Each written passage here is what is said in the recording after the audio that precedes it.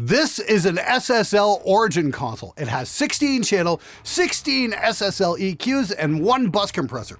It's also 48 inches wide, 42 inches deep, and weighs 157 pounds. Oh yeah, it also costs 40 grand! And yes, I really want one. This is the McDsp analog processing box. It too is a 16-channel mixer with EQs on every channel, but it also has compressors on every channel, plus a multitude of other effects, all in the analog realm. It only takes up one 19-inch rack space and is $33,000 less than the SSL. But it can't possibly be as good, can it? So why the hell am I talking about analog mixers? Didn't the digital audio workstation revolution make all this stuff obsolete? Mixers are huge, horribly inefficient, and cost a bloody fortune. Digital was supposed to change all that. So what happened? While digital technology has made things infinitely cheaper and accessible to all, there are some serious drawbacks. Most notably, option paralysis. How many times have you started a mix, pulled up your plugin list, and spent 5 minutes trying to decide what EQ you're going to use on your snare? Personally, this has bogged me down on more sessions than I care to remember. Analog forces you to work within the limits of what you already have, which means you make choices faster and you can move on. There is a very good reason why the top mix engineers in the business still mix on an analog desk. Chris Lord-Alge, Jack Joseph Puig, Andy Steve, they are all working on analog consoles. And it's no secret why. They need the mix to sound great and they need to get the mix done. For the record, done is better than perfect.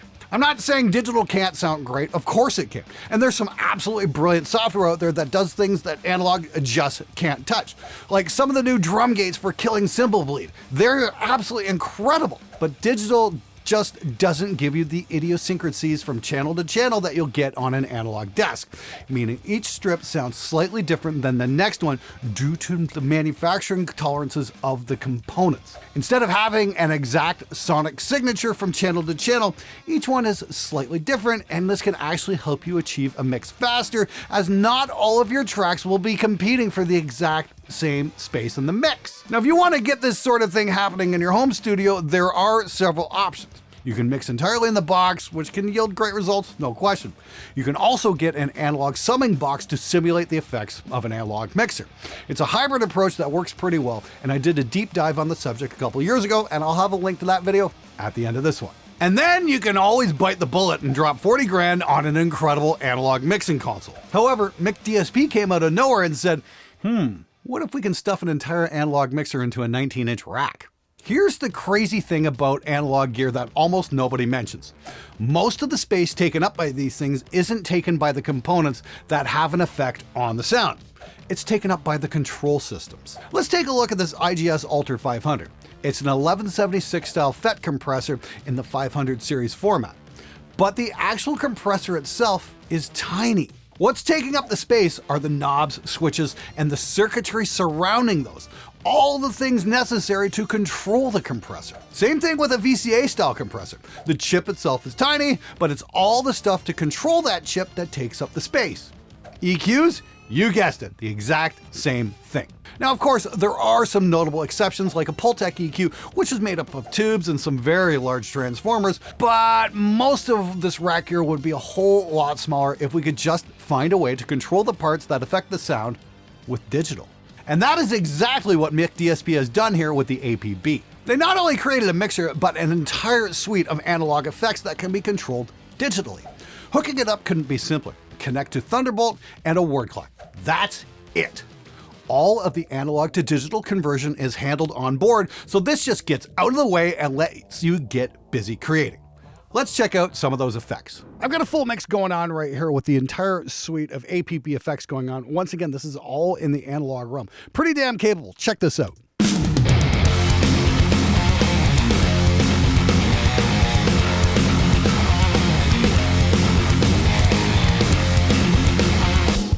And we've got it as a bus compressor. We've got it as a tape saturation simulator. I've got this kinetic drive going on the mix. This is really cool. So this in conjunction with this, doing some really fun stuff to the mix. Check this out. Let me just take them all out.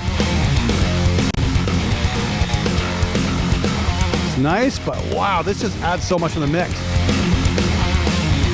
little bit of compression. This tape saturation is really cool. Turn this up. So yeah, the Kinect drive's a really interesting piece of gear. I'm not exactly sure what it's doing. I'm thinking it's a tape saturation simulator. It's some kind of saturator. Anyway, proceed with caution. It's the kind of thing that can make or break a mix. Use it sparingly. The other thing that really blew me away about this thing was check out what the compression I've got here on my room mic. So if I turn this off and then bring it in, the 673A compressor. This is obviously their take on a Fairchild.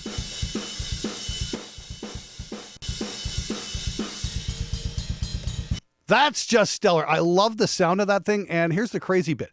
On the RIA insert here, I've got a pair of Stam 1176s in my main rack over here. This is what I usually use on my drum room all the time.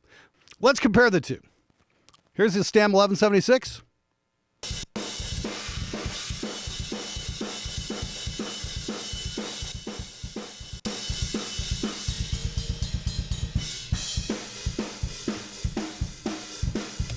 Honestly, I think the McDsp has the Stam 1176's beat here. It's just a little bit smoother. The stereo image is just a little bit nicer. Gotta say, I'm super impressed by this thing. Oh yeah, if you want to check something out really important, take a look at this right here. This is the APB status. This will tell you how many channels you have and how many are in use. Once again, because Reaper eats 2 channels per instance, I've only got a maximum of 12 channels. So right now it looks like I've got 10 in play, and I've got them all over the place here. I mean, I've got the, on the drum bus here, on my crush bus, I've got the chicken head. This really does the crush thing very well.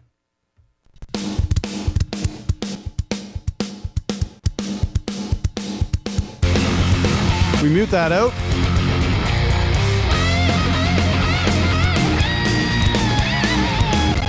Pretty damn impressive, that's for sure. There are so many effects available on the APB. You got compressors, you got EQs, you got several different styles of each. There's even saturation simulators, which I really like as well. Gotta say, I'm absolutely blown away by the capabilities of this thing.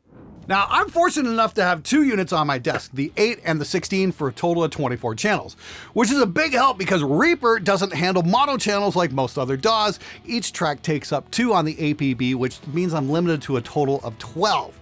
Gotta be honest, that kind of sucks. Now, I've played around on Studio One and mono channels will correspond properly on the APB, so no worries there. What's really great is that these 2 units daisy chain together with 0 issues. You connect one Thunderbolt port to the other and run a short word clock cable for sync. Just be sure to hit the terminate button on the last unit and you're ready to rock. Of course, the big draw for me is the mixer. I'm seriously considering getting a full-size analog mixer in here to speed up my workflow. I'm at the point where YouTube is my full-time job and I need the tools to help me get my mixes done faster so I don't have to spend 16 hours in the studio every day like I am now. And the MuX mixer is a pretty interesting alternative to consoles. Not only in terms of the amount of space it takes up, but in terms of saving me 33 grand. Let's be clear here, that 7 grand, the APB 16 isn't exactly what I would call cheap. But can it deliver the goods as a mixer? Is it a legit alternative to a full-on analog console? You tell me.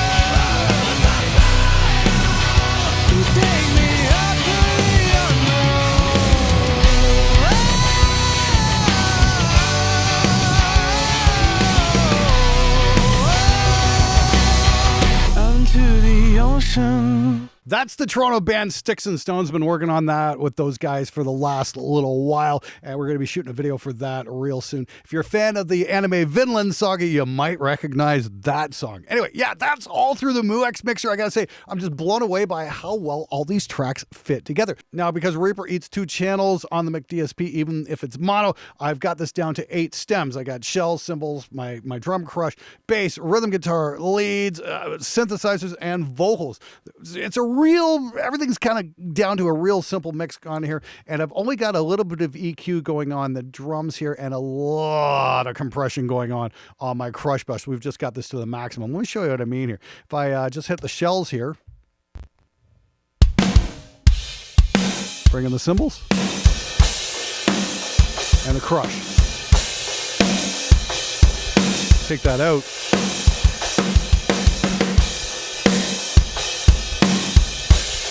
Just adding a lot more here. When we pull this comp back, we mean bring in saturation. Gotta be careful with that. A little bit goes a long way, guys. But yeah, I'm really happy with how all this sits together.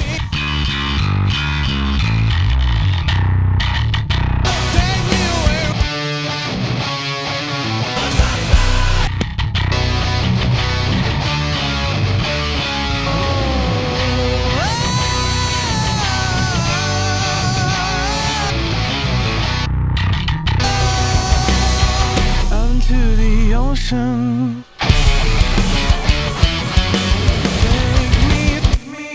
Now that's a pretty complex mix, simplified by going to those 8 stems, and then everything's going here right into this compression module here. And that's kind of bringing the whole mix together. And that helped me get the best mix I've ever gotten in my entire career. Way to go, McDsp. Now, I love the results I'm getting here, but I do have a few gripes. It's not perfect, not by any means. Most notably, us Reaper guys having to sacrifice 2 channels for 1 on the MuX. Fortunately, that's only the bass guitar in this case, but really, there has got to be a better way to do this. I also think that some skin options for the mixer would be great as well. Sure, I get that they're going for an ultra retro vibe, but I'm trying to impress my clients, not have them say "moo" during the entire mixdown process. I prefer something a bit more high-tech looking, to be completely honest. Also, some better bus comp metering on the Mu would be a great addition as well. A gain reduction meter would be super helpful, as I'd have a visual representation of just how hard I'm hitting the mix. And some more capable EQs on the Mu would be a welcome addition too. Just having a high and low shelf really isn't what I'm looking for in a full-blown mixing console. I'd much prefer a parametric mid-range band over the saturation knob, which would hopefully get me a bit closer to that SSL style EQ that I love so much. Now, please keep in mind, these complaints are superficial at most.